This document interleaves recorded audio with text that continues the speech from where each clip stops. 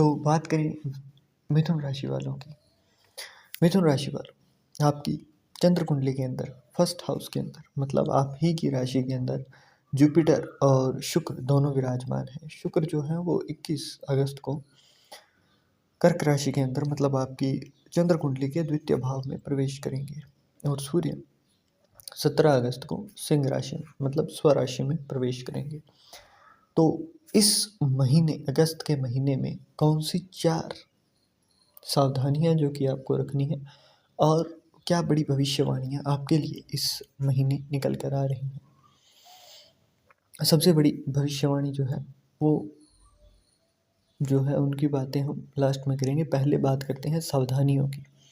तो शनिदेव आपकी चंद्र कुंडली के अंदर अभी गोचर में 9वें भाव में विराजमान है, और 8th हाउस के लॉर्ड बनकर आपके 9th हाउस के अंदर विराजमान, 10th हाउस के अंदर विराजमान है।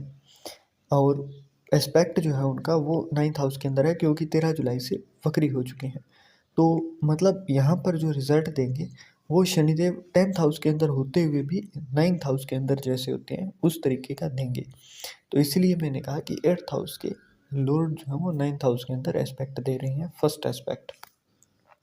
तो होगा क्या, जितना आप भाग्य के पीछे भागोगे उतना ही ज़्यादा ठोकरें खाने को मिलेंगी।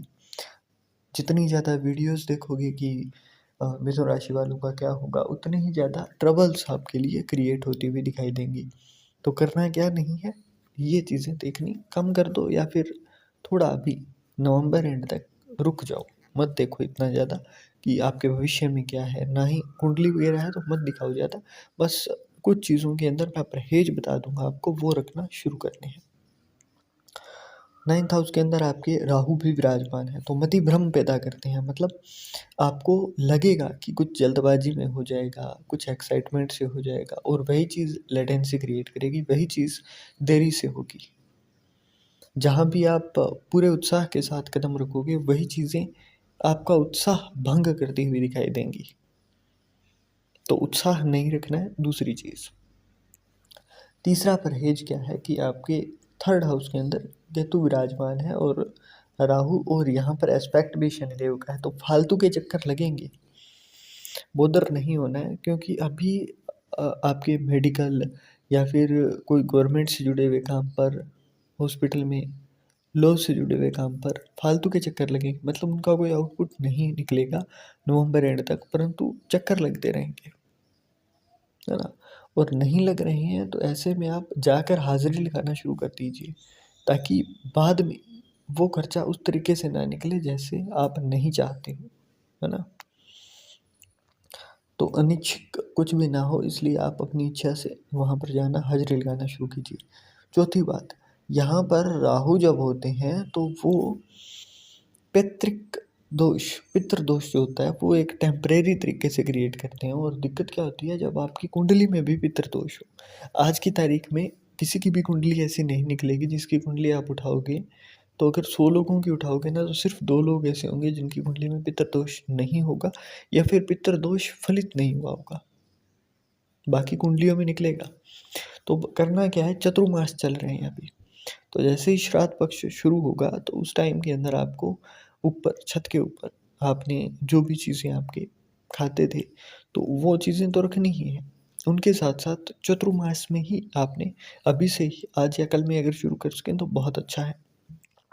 काले तिल लेकर, है ना, आपने तांबे के कलश में लेने हैं, और उसके अंदर काले तिल, थोड़ा जल डाला और थोड़ा सा कुछ मीठा डाल दिया, तो वो ले जाकर आपने पीपल के वृक्ष के अंदर डालना है शनिवार तक।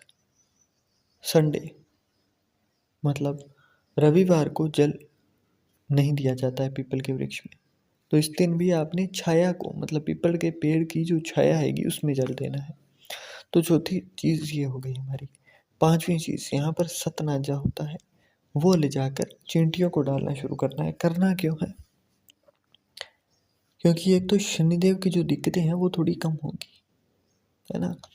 अब आप चींटियों को चींटी समझ कर नहीं डाल रहे हो, आपने उनको भगवान का ही अंश समझना है, ताकि आपको भी वो जो फल मिले वो भी उसी तरीके से मिले जैसे आप भंडारे में लोगों को भोजन करवा रहे हो, क्योंकि वहाँ पर भी भंडारा ही होता है। जब आप एक किसी चींटी के नगर पर डालते हो ना, तो वहाँ पर बहुत सारी चींटियाँ होती है, तो आपने उनको ईश्वर का अंश समझते हुए डालना है, चींटी समझते हुए नहीं डालना है ना? भाव भी मैटर करते हैं यहाँ पर। तो ये काम करने हैं आपने। अब परहेज जो मैं बता रहा था तो वही है कि लेटेंसी क्रिएट होगी तो बॉदर ना हो। अब आपको अपनी ही 21 अगस्त तक खास करके अपनी ही पर्सनैलिटी के अंदर ना लगेगा कि देवता भी मुझ में ही है, राक्षस भी मुझ में ही है। तो ये चीज़ें बार बार होंगी, क्योंकि एक तो पर्सनैलिटी का जो हाउस है वहाँ पर दोनों ही प्लेनेट है, शुक्र और जुपिटर। तो दिक्कत क्या होती है ना कि एक देवों के गुरु है तो दूसरे दैत्यों के गुरु। तो यहाँ पर आपको भी वैसे ही लगेगा कि सीधा नहीं हो रहा है तो मैं रिश्वत दे देता हूँ, काम तो निकलवा लेंगे अपने। तो यहाँ पर थोड़ा कंट्रोल करना है, क्योंकि राहु आपके पक्ष में नहीं है, वरना निकलवा सकते थे। शुक्र और बुध, सूर्य और बुध जो है वो आपके सेकंड हाउस के अंदर विराजमान में है। तो भी होगा क्या कि आपको फाइनेंशियली सरकार की तरफ से फ़ायदा होना चाहिए, क्योंकि है यहाँ पर, परंतु नहीं होगा, उतना ज़्यादा नहीं होगा जितना एक्सपेक्टेड है। तो आपको आशा नहीं रखनी है, तब होगा। मतलब आशाएं भाग्य के ऊपर होगा, ईश्वर करेंगे, तो ऐसा कुछ नहीं। बस हार्ड वर्क करते जाओ, जो होगा वो कर लेंगे, वो अपने आप देख रही है ना? किसी भी कार्य के ऊपर जाएंगे तो सिर्फ वो जैसे मत्था टेकते हैं, है ना? तो जैसे घर से बाहर निकल रहे हैं किसी काम के लिए तो आप मंदिर में मत्था टेक के जाते हो, तो वो सिर्फ मत्था टेकना है, वहाँ पर ये नहीं बोलना है कि मेरा काम हो जाए। वो अपने आप कर देंगे, जो भी भला होगा वो अपने आप करेंगे। ये चीज़ सोच कर रखनी है, क्योंकि अगर मन की हो तो अच्छा, और मन की ना हो तो और अच्छा। ये चीज़ आपको दिमाग में रखनी है। केतु है थर्ड हाउस के अंदर तो पराक्रम होगा, परंतु पराक्रम कैसे होगा कि आप खुद कंफ्यूज्ड हो कि कहाँ पराक्रम दिखाना है और कहाँ नहीं। उस तरीके से आपका करेज दिखाई देगा। अब शनिदेव की बात करें तो वो आपकी इसी कुंडली के अंदर ही 9th हाउस के अंदर, और इसके साथ साथ 11th हाउस, थर्ड हाउस और 6th हाउस के ऊपर एस्पेक्ट डालकर बैठे हैं, तो दुश्मनी भी फालतू के अंदर होगी, और जो चक्कर मैंने बताए वो भी लगेंगे। तो इन चीज़ों के रूप में अंधा हो जाना है।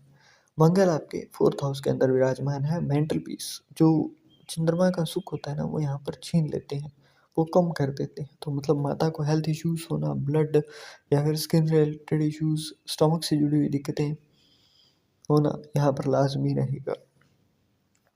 मंगल है तो मेंटल पीस कम होगी। तो ऐसे में यहाँ पर आप राहु को दबाने के लिए भी एक बहुत अच्छा उपाय मुझे जो भी याद आया है कर सकते हैं, जो कि होगा कि आप अभी इस टाइम के अंदर एक तो आपने लाल कपड़ा लेना है, जो भी नवरात्रि आएंगे उस टाइम पर करना है। लाल कपड़ा 100 मीटर, उसके अंदर एक नारियल रख के आम के पत्ते लगाकर, और फिर वो कलश तैयार करके फिर आपने वहाँ पर घर के अंदर ही जब नवरात्रि आएगी तो वहाँ पर आपने दुर्गा सप्तशती का पाठ करना है, और उसमें से जो जल वो जो कलश का होगा वो आपने घर के अंदर नॉर्थ ईस्ट से शुरू करके सारे घर के अंदर छिड़कना है। तो इससे दो चीज़ें होंगी, एक तो मंगल की वजह से आपका ऑरा वीक होगा, है ना? जो हो रहा था वो थोड़ा स्ट्रॉन्ग होगा। जो मतलब बार बार ये मेंटल पीस जा रही थी, नेगेटिविटी आ रही थी, तो वो चीज़ें शांत होंगी। मंगल शांत होगा यहाँ पर। दूसरा, घर के अंदर अगर कोई तंत्र बाधा कर रहा है या फिर कुछ और कर रहा है, तो यहाँ पर कुंडली दिखाती है ये चीज़ें कि आपको अफेक्ट ज़्यादा होता है।